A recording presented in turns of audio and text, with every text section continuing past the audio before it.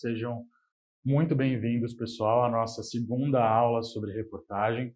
A gente tem alguns objetivos específicos hoje, mas antes de mais nada, meu nome é Rodolfo Santos, estou morrendo de saudade de vocês e espero que a gente se reencontre em breve, tá certo?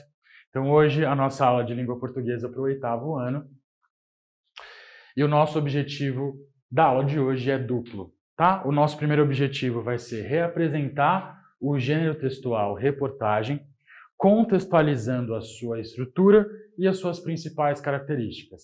Nesse momento, a gente vai conversar um pouquinho sobre alguns dos pontos que a gente já discutiu na aula 1 sobre reportagem. O segundo objetivo de hoje vai ser corrigir as atividades relacionadas ao gênero textual reportagem que compõem o conteúdo 2 da apostila do 8º ano. Essas atividades estão presentes nas páginas 66, 68 e 69. Vamos começar? Antes de mais nada, antes de começar a correção, quero dizer, o que é reportagem mesmo? O que é importante que vocês lembrem para a aula de hoje sobre o assunto central da nossa discussão. A primeira informação que vocês precisam ter muito firmada na mente de vocês é de que a reportagem é um texto jornalístico, que tem uma função social específica. Essa função social é informar e apoiar os leitores no seu processo de formação de opinião. Ou seja, a gente pode dizer que a função social da reportagem é dupla. Ou seja, ao mesmo tempo em que ela informa, ela também se preocupa em garantir condições para que o leitor forme a sua opinião de uma forma embasada.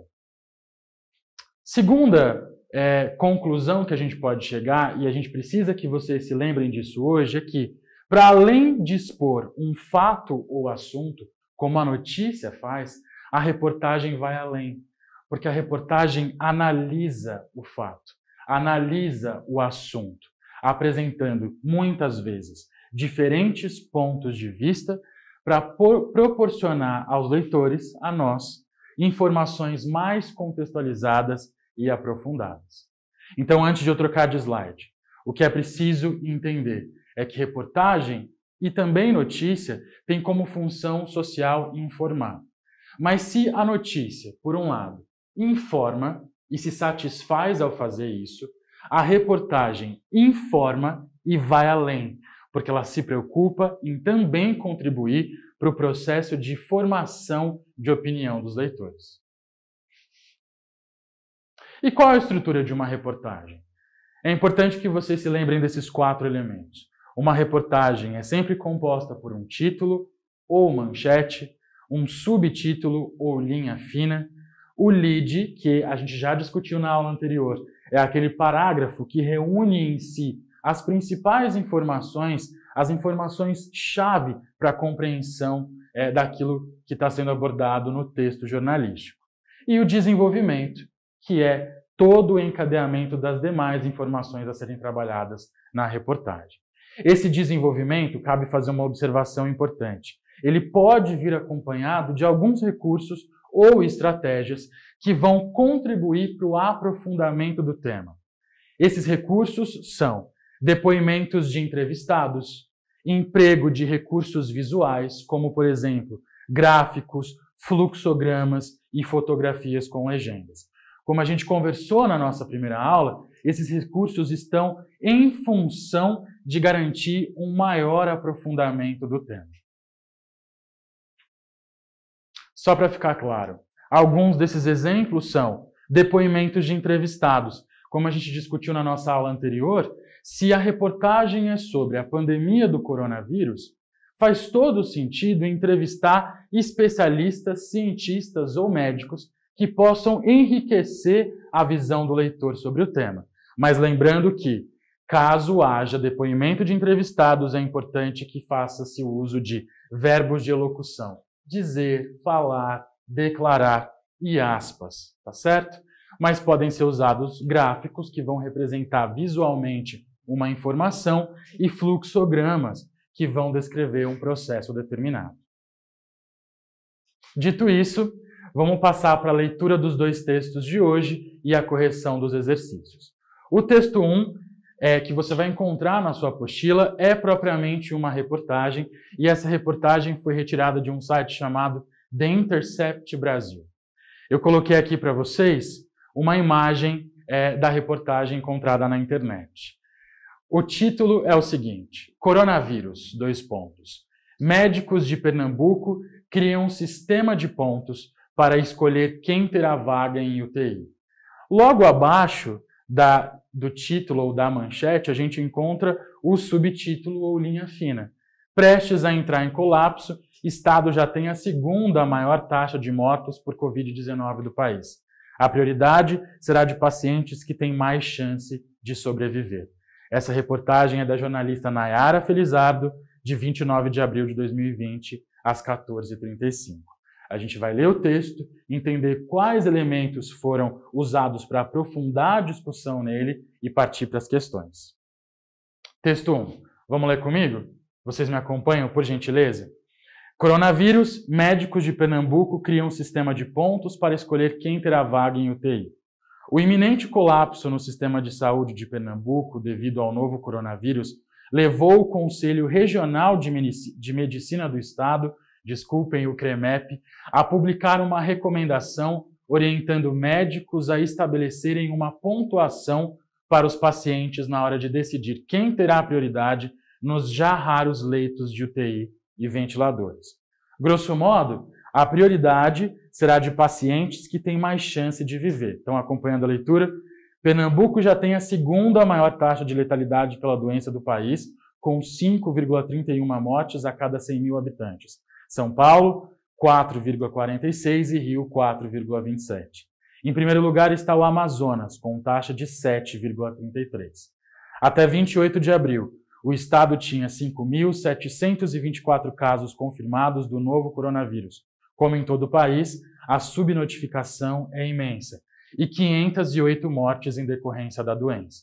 A taxa de ocupação de UTIs e leitos de enfermaria chegou a 97% e 86%, respectivamente. Respirem, a gente vai para os dois últimos parágrafos.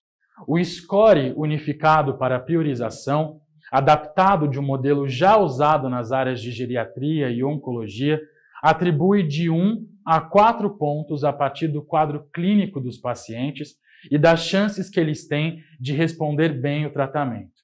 De acordo com as observações no documento publicado pelo Conselho, se 2 pacientes tiverem pontuação igual e só houver uma vaga disponível, a prioridade deverá ser de gestantes e pessoas mais jovens. O Conselho orienta ainda que todas as internações em UTI sejam avaliadas diariamente e reconsideradas de acordo com a resposta do paciente à terapia intensiva. Se apresentar piora clínica, o médico poderá indicar outras formas de tratamento paliativo e assim liberar a vaga para outra pessoa. Concluímos a leitura do texto. Vamos só analisar um recurso que foi utilizado nessa reportagem para aprofundar a nossa visão e a nossa percepção sobre esse assunto. Não dava para colocar toda a imagem aqui, porque do contrário a gente não conseguiria ler juntos. Então esse é um recorte do fluxograma utilizado pela repórter Nayara para aprofundar a discussão. E aqui vamos entender o que esse fluxograma está apresentando?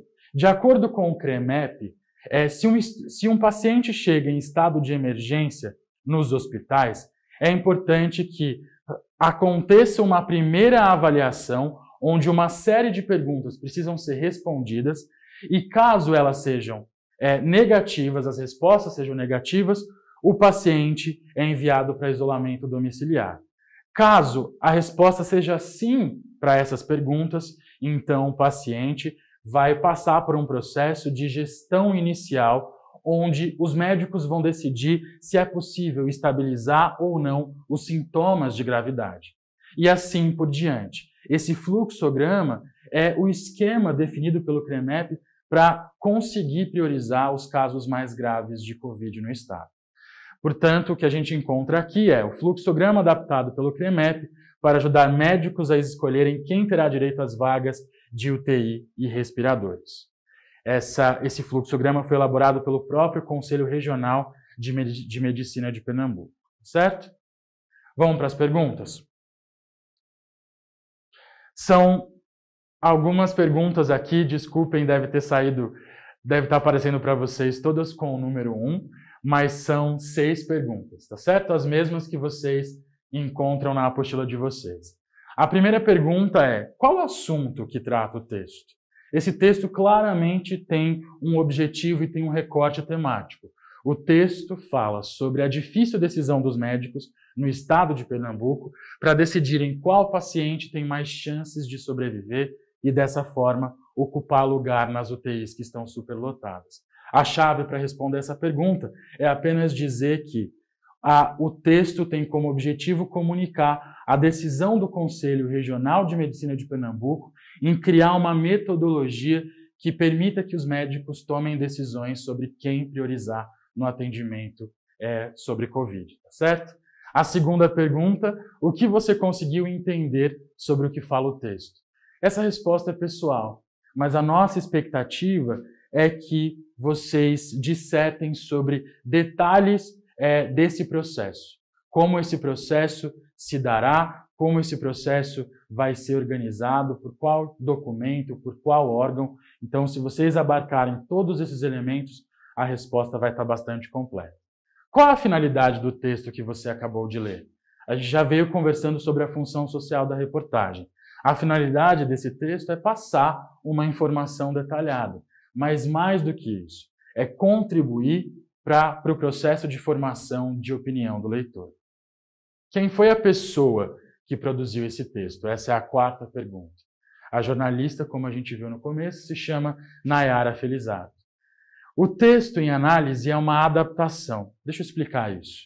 A gente não conseguiria, para a finalidade dessa aula e para a finalidade da apostila, colocar toda a reportagem. Então, a gente selecionou alguns parágrafos, por isso que a gente está dizendo que o texto é uma adaptação.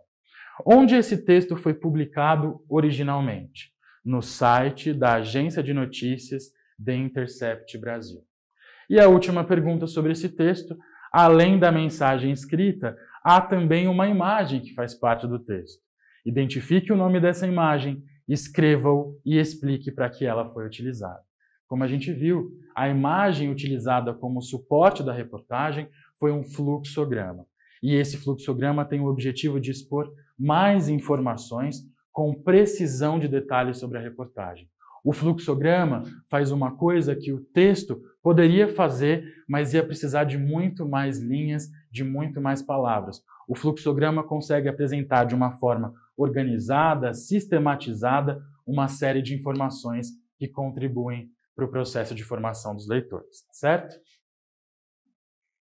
Finalizado o texto 1, vamos para o texto 2, que é uma notícia. Essa notícia foi retirada do Diário de Pernambuco e a manchete dessa notícia é a seguinte: idosa de 101 anos recebe alta do Hospital Provisório do Recife 1. Essa notícia foi publicada em 20 de junho de 2020 e atualizada em 19. Aliás, foi atualizada em 19 de junho e publicada em 20 de junho, tá certo? Vamos para a leitura do texto, esse é mais rápido. Além de ter sido o dia em que Recife registrou 31 dias consecutivos de queda nos casos da Covid-19, a quarta-feira passada também foi um dia de muita alegria para a família de Maria Severina da Silva, 101 anos completados no último dia 20 de maio. Ela é mais uma entre os mais de 1.600 pacientes que receberam alta dos 7 hospitais de campanha construídos pela Prefeitura do Recife para o tratamento da Covid-19. Segundo sua filha, Lia Silva, apesar da cegueira por conta de um glaucoma, Dona Maria é uma idosa bem disposta e, dentro de suas limitações, ainda realiza atividades domésticas. A gente conhece várias Donas Marias, né, pessoal? Ela é muito ativa dentro de casa. Lava os pratos, as roupas. Toda manhã toma café e já procura uma ocupação para não ficar parada, relata a filha da idosa. Dona Maria Severina, que é natural de Tracunhaém e não possui qualquer tipo de comorbidade, acordou muito indisposta, com febre e tossindo muito no dia 11 de junho. Imediatamente, a família levou-o para uma unidade de saúde da cidade, através da qual foi encaminhada para o Hospital Provisório 1, em Santo Amaro. Na cidade natal, a vizinhança a esperava ansiosa. De acordo com Lia Silva, ela foi recebida com muita alegria. Lá na rua da gente, todo mundo esperava a volta dela, disse a filha, que esteve no HPR1 para buscar a Dona Maria Severina na quarta-feira passada. Concluída a leitura, a gente vai analisar um outro recurso utilizado para aprofundar a informação transmitida nessa notícia. Esse recurso, no caso, é uma imagem, uma fotografia composta de uma legenda. A gente sempre vai encontrar, ou na maior parte das vezes, encontrar a legenda abaixo da imagem. A legenda diz o seguinte: a imagem mostra a Dona Maria, aqui ao centro, com a filha e mais um homem indo para casa, recuperada aos 101 anos, e a mensagem é a seguinte: Lia Silva levou a mãe, Dona Maria Severina, para casa na última quarta-feira. Vamos responder rapidinho as 5 perguntas referentes a esse texto? Aqui teve o mesmo problema, ignorem, são 5 perguntas, tá certo? A primeira pergunta é a seguinte: qual a data da publicação da notícia? Fácil, é só voltar 20 de junho de 2020, não é isso? Qual o título da notícia? Qual a manchete da notícia? Idosa de 101 anos recebe alta do Hospital Provisório do Recife 1. Terceira pergunta era: em que local da notícia encontramos a legenda? Dei a resposta quase agora, abaixo da imagem da idosa. A penúltima pergunta é a seguinte: o primeiro parágrafo da notícia é chamado de lead. Quais informações podemos encontrar no lead do texto 2?